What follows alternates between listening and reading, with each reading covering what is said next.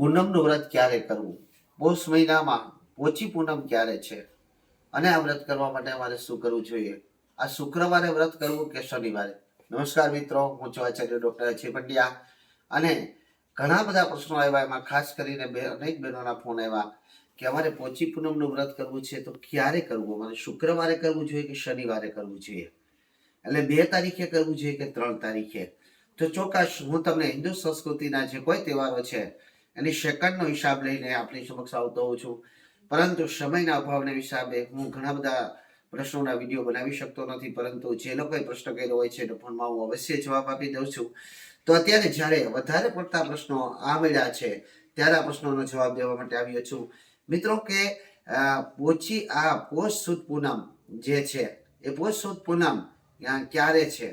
તો અહીંયા જે ગ્રહો નક્ષત્ર અને ગણના પ્રમાણે જે પૂનમની શરૂઆત છે તે તારીખ 2/1/2026 ના રોજ, એટલે કે શુક્રવારે સાંજના 6:53 ચાલુ થાય છે. પૂનમની શરૂઆત 6:53 થાય છે અને પૂનમ રાત્રિનો તહેવાર છે. પૂનમ ચંદ્રમાને લગતો તહેવાર છે. આથી એ રાત્રિ જે 2 તારીખની રાત્રિ છે એ પૂનમની રાત્રિ ગણાશે. આથી કરી જે લોકો પૂનમનું વ્રત કરે છે તેઓએ શુક્રવારના દિવસે આ વ્રત કરવું. હવે ઘણા લોકો એવું કહે છે કે ના, શનિવારે ઉદય તિથિ પ્રમાણે શનિવારે પૂનમનું વ્રત કરીએ તો ના ચાલે.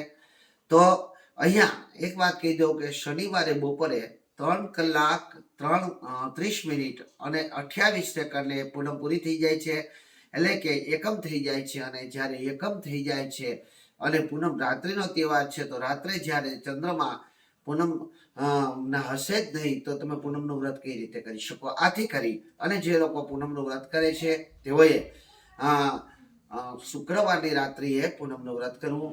હજી પછી પણ ઘણા બધા પ્રશ્નો છે, ખાસ કરી અને જે લોકોને ગ્રહો નક્ષત્ર પ્રમાણે ઘણા બધાની પીડાઓને લગતા પ્રશ્નો છે. ઘણા લોકોએ એવું સુઝાવ આપ્યો છે કે દાદા તમે કુંડલીનું વિશ્લેષણ કોઈ પણ કુંડલીનું બનાવતા જાઓ ને સમજાવતા જાઓ તો એ વધારે સારું રહેશે. હું અવશ્ય આપના કયા પ્રમાણે એ કરવાનો પ્રયત્ન કરીશ, પરંતુ પૂનમનું વ્રત આપ શુક્રવારના દિવસે કરો તેવી શાસ્ત્રોક્ત રીતે આપ શુક્રવારે જ કરી શકો છો તેવી આપ સર્વને પૂનમની હાર્દિક શુભકામના અને સર્વનું કલ્યાણ થાય. જય મહાદેવ, જય શ્રી કૃષ્ણ.